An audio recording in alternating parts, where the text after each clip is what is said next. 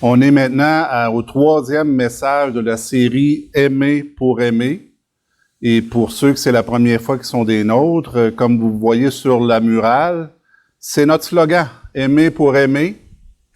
Nous sommes aimés de Dieu pour aimer les autres. Et on a déjà vu dans un premier message que on est aimé de Dieu pour évidemment aimer Dieu. Et la dernière fois qu'on était ensemble, on a regardé la première partie que nous sommes aimés de Dieu pour aimer notre famille. Alors ce matin, non, juste avant, on avait vu lors de la première partie qu'on avait regardé le pourquoi et le comment on doit aimer notre famille. Et puis on avait vu que l'autre est la personne la plus importante. Femmes, vos maris sont plus importants. Mari, votre femme est la plus importante. Vous devez lui faire un massage à tous les soirs.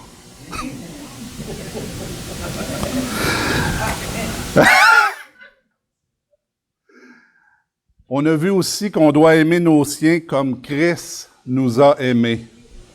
Il nous a tellement aimés qu'on a vu qu'il s'est donné pour nous. Un amour agapé, un amour inconditionnel.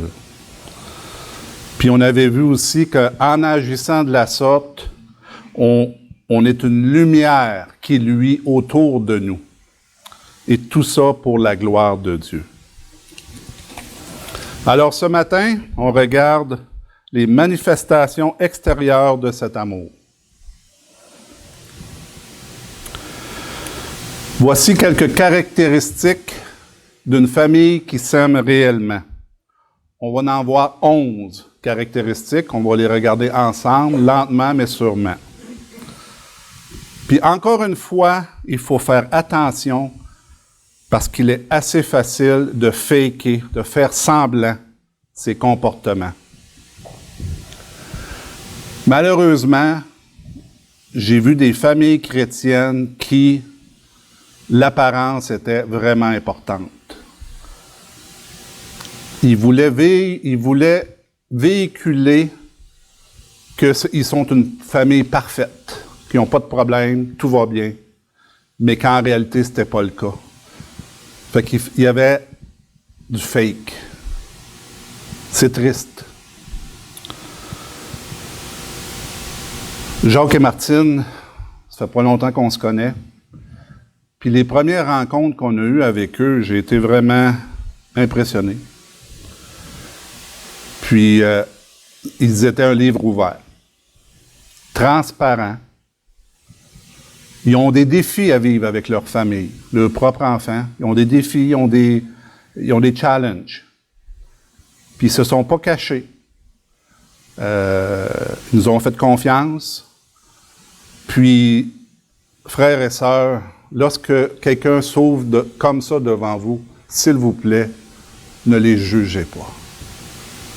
Ne les jugez pas. C'est pas à nous de faire ça. On doit les entourer. On doit les supporter dans ce qu'ils vivent. On doit les aimer, puis on doit prier pour eux. Vous êtes un beau modèle, Jacques et Martine. Puis, on est content que vous soyez là. Je remercie le Seigneur pour vous deux. Il faut que notre cœur soit réellement rempli de l'amour agapé qui vient de Dieu. Un amour qui ne demande rien en retour, un amour inconditionnel. C'est ce que Dieu nous demande comme rôle dans notre famille. Alors, première caractéristique, les membres de la famille sont engagés l'un à l'autre. La famille est donc un tout avec des membres qui se sont dédiés à vivre leur vie en se supportant les uns les autres avec une loyauté incontestable. C'est facile de supporter quelqu'un qui a les mêmes affinités que nous, n'est-ce pas? C'est facile.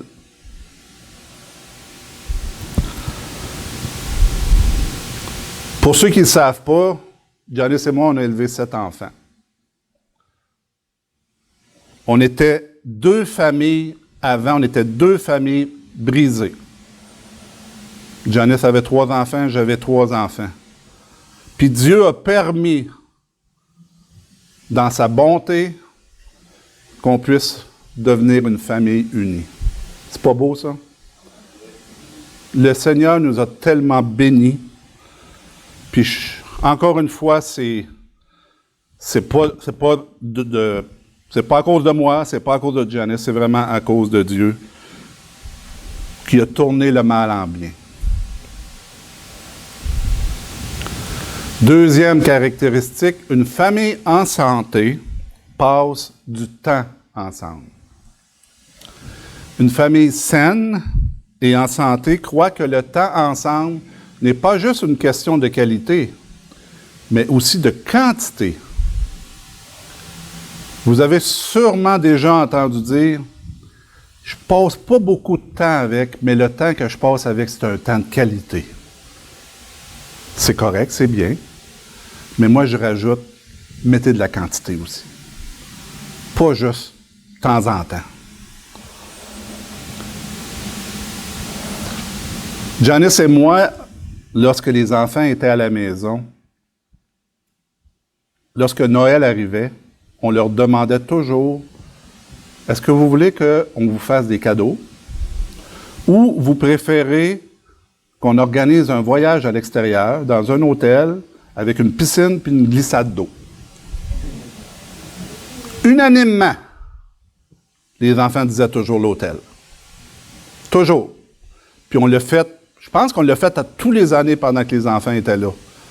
Si on en manquait une, c'est parce qu'il y avait une exception là, majeure. Les enfants s'en souviennent encore. Ça fait 30 ans que Janice et moi, on est ensemble. Ça fait plus de 25 ans qu'on a fait des voyages à l'hôtel avec eux. Ils s'en souviennent encore. On a eu un temps de qualité. Puis c'était un temps qui était béni. Puis imaginez, là, je ne sais pas si vous avez fait des cadeaux à vos enfants à Noël, c'est correct, là. Demandez-leur si, là, 25 ans, ils se souviennent de leurs cadeaux qu'ils ont eus. Je pense pas. Je pense pas. Puis, le temps ensemble en famille, là, c'est tellement précieux. On a vraiment eu des bons souvenirs de cela. Troisième, une famille saine profite de communication ouverte et fréquente. Aucune question n'est inappropriée. On ne manque pas de respect envers l'opinion. Aucun sujet n'est interdit. Les sujets importants, déterminants pour la vie sont entremêlés avec les choses de tous les jours. Pour nous, en famille, le meilleur temps qu'on avait pour ça, c'était le souper. À chaque souper, toute la famille était réunie ensemble, 9 à la table, puis on donnait l'occasion à chaque enfant de s'exprimer. Puis pour ceux qui connaissent Nicolas et David, nos plus vieux, ils prenaient le monopole de la conversation.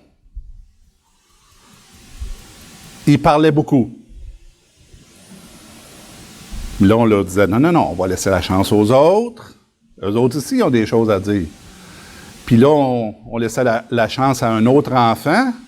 Puis là, ils hésitaient un petit peu avant de partir. Puis là, un des plus vieux disait, « Ah, vois-tu, ils n'ont rien à dire. Nous autres, blablabla. » Puis là, ils partaient. Non, on va laisser la chance aux autres. Fait que les enfants avaient chacun leur tour. Ça pouvait être très anodin, là. Ça pouvait être des choses anodines, mais on laissait quand même la liberté à chacun de s'exprimer. Puis, ce temps-là au souper, ça durait minimum 1 heure. C'était un bon temps qu'on avait en famille. Quatrième, la discipline est constante, juste et a un but. Ça, on l'a vu lors de notre dernière rencontre. Fait que je ne m'attarderai pas trop là-dessus, mais il faut se rappeler que même si on est fatigué, même si on ne file pas, on doit être constant dans la discipline. Puis aussi, j'aime bien me rappeler que la discipline est un acte d'amour. Comme Dieu le Père le fait pour nous, ses enfants. C'est un acte d'amour, la discipline. 5e. Les membres d'une famille saine expriment l'affirmation et l'encouragement régulièrement et souvent. L'affirmation et l'encouragement sont différents. On affirme ce que quelqu'un est, on encourage ce que quelqu'un fait. Les deux sont nécessaires afin d'aider les membres à découvrir qui ils sont et ce qu'ils font bien. Je dois vous confesser que dans mon rôle de père, de papa, ça a été une faiblesse de ma part.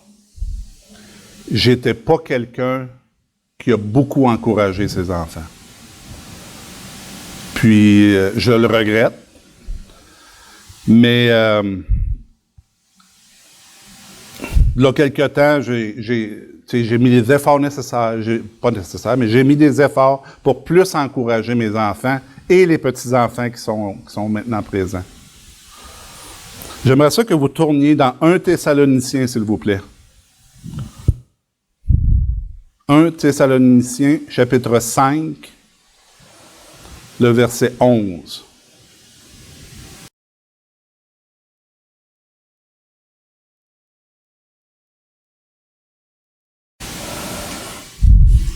« 1 Thessaloniciens, chapitre 5, verset 11.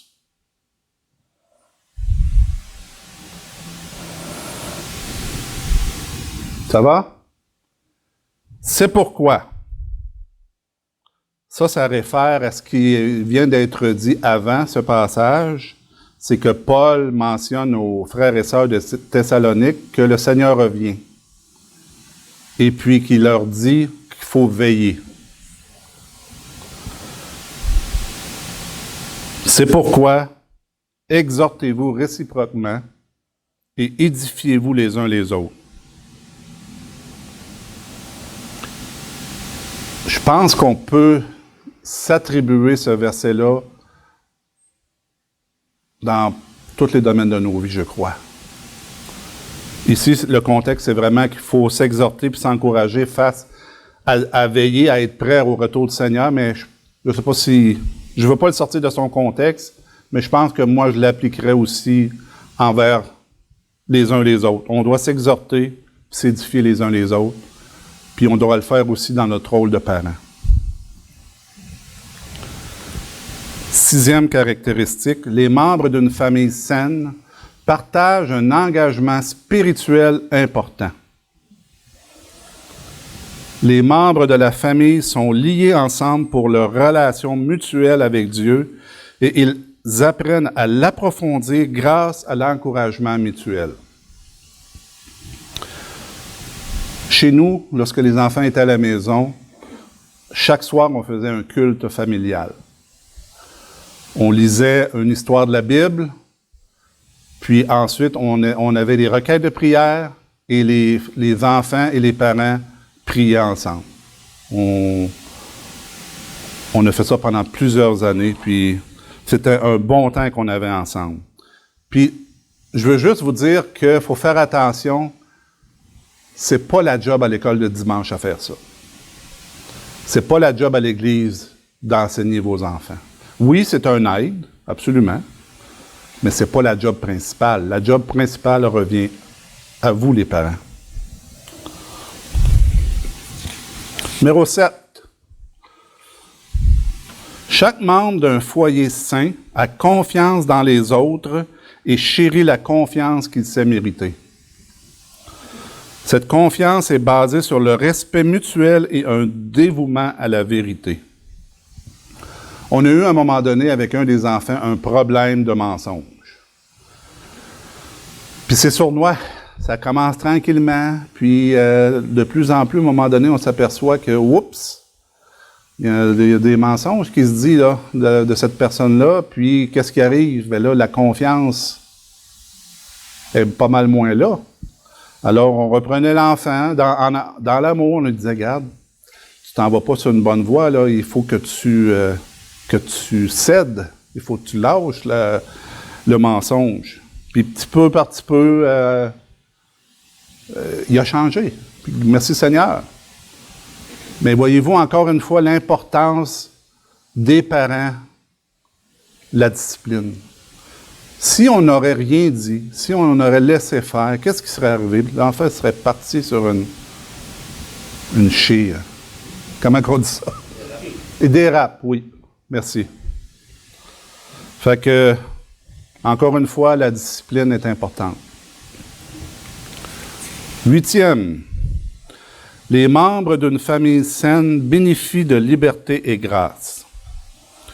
Chacun a la liberté d'essayer de nouvelles choses, avoir des pensées différentes, adopter des valeurs et perspectives qui sont nouveaux à la famille, à l'intérieur de certaines bornes, bien sûr. Je vais vous donner un exemple. C'est pas ce qui est arrivé, là, mais on avait des bornes. Si un enfant serait venu nous dire, parce que nous, c'était important, il fallait toujours savoir à quel endroit l'enfant allait. Il fallait savoir c'était où, puis il fallait savoir s'il y avait des parents sur place. Ça, c'était les 2 règles très importantes. Mais si un enfant disait, OK, j'ai été invité chez mon ami, il va avoir un sorcier vaudou. Oups! Non, là, tu sors des bornes, là. Ouais, mais vous autres, là, vous êtes des parents trop sévères. Avez-vous déjà entendu ça, vous autres? Vous êtes des parents trop sévères. Moi, mes amis, ils peuvent y aller, mais vous autres, vous dites toujours non. Savez-vous ce qui est drôle dans tout ça? Mes enfants ont grandi, ils se sont mariés, ils ont eu des enfants, puis ils nous ont dit la même affaire. Nous aussi, on est aussi sévères que vous autres. On met des bornes, nous autres aussi. Fait qu'on on trouvait ça drôle.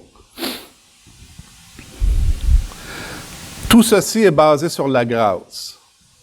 Chacun a la liberté d'échouer, d'avoir tort, d'avoir des défauts et des faiblesses, sans avoir peur d'être rejeté ou condamné. Dans un environnement basé sur la grâce, les échecs sont gardés en perspective pour que les membres de la famille aient assez de confiance pour récupérer, grandir et accomplir. Il n'y a pas personne ici qui peut dire qu'il n'y a pas eu d'échecs. J'ai eu des échecs en tant que père. Puis je vais vous donner un exemple.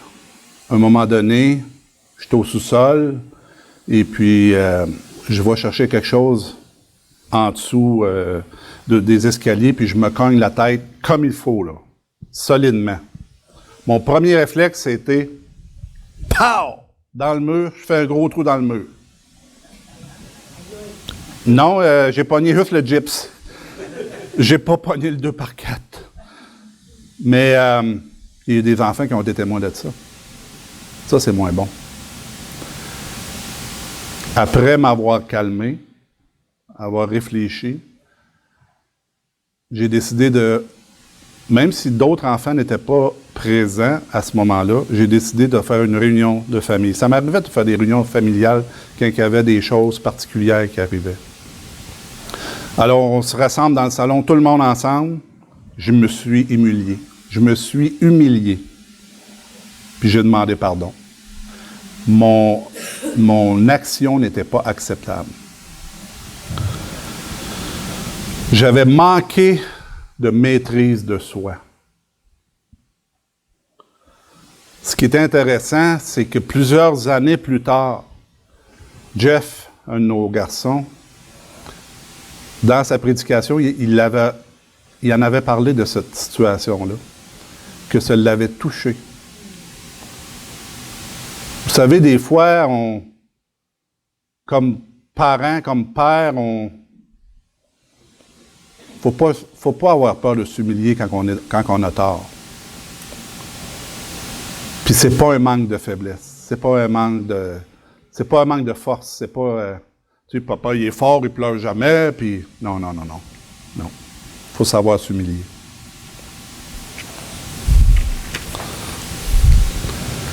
Neuf. Les membres d'une famille saine affirment la valeur et l'unicité de chaque membre de la famille. Chaque personne est aimée gratuitement et sans jugement. Ses opinions et sentiments sont toujours à l'honneur. Valeur et unicité. Quand que Janice et moi, on s'est mariés, on avait des défis devant nous, hein? Parce que deux cultures totalement différentes. Janice qui vient d'une culture américaine, moi une culture québécoise. Mes enfants ne parlaient pas anglais du tout. Ben, yes, we, toaster. C'est à peu près les mots qu'ils savaient. Les enfants de Janice parlaient très peu français, mais ça a fait ça. Comme ça. Unicité. Ben, non, unicité, c'est unique, là, mais ça a rentré comme ça, là, c'était... Le Seigneur a été tellement gracieux et bon comme je l'ai dit tantôt, deux familles brisées qui ont formé une famille unie. Puis nos enfants, ils ont grandi. Puis maintenant, nos enfants servent le Seigneur. Ils utilisent les talents que Dieu leur a donnés à la gloire de Dieu. C'est pas merveilleux? C'est pas une bénédiction, mais je suis tellement béni.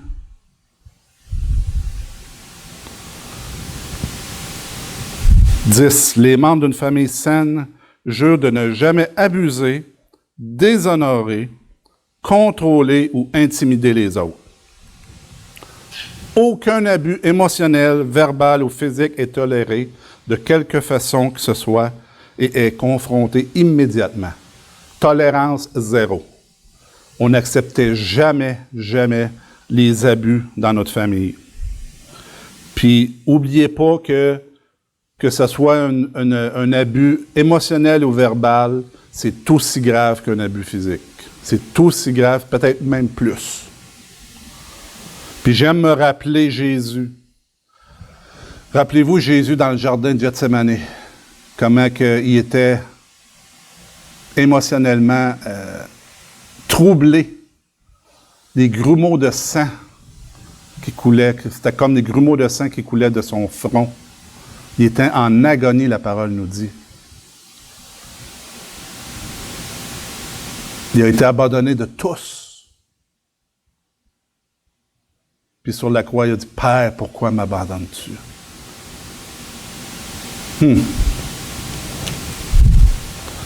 Puis la parole ne nous parle pas. Tu sais, il a quand même été fouetté. Il a quand même eu des coups. On l'a crucifié. Puis la parole ne parle pas qu'il s'est plaint parce que ça faisait trop mal.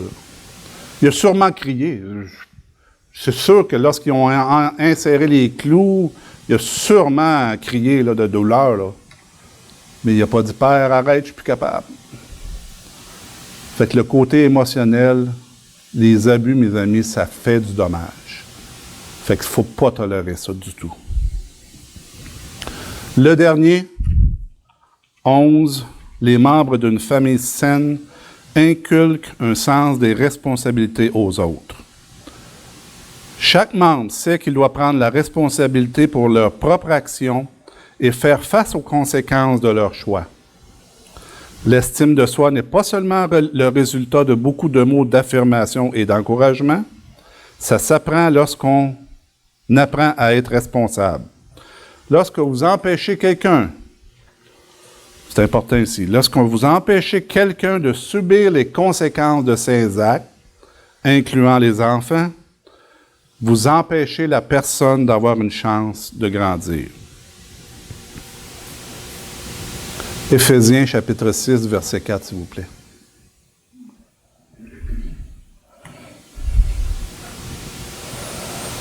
Éphésiens, chapitre 6, verset 4.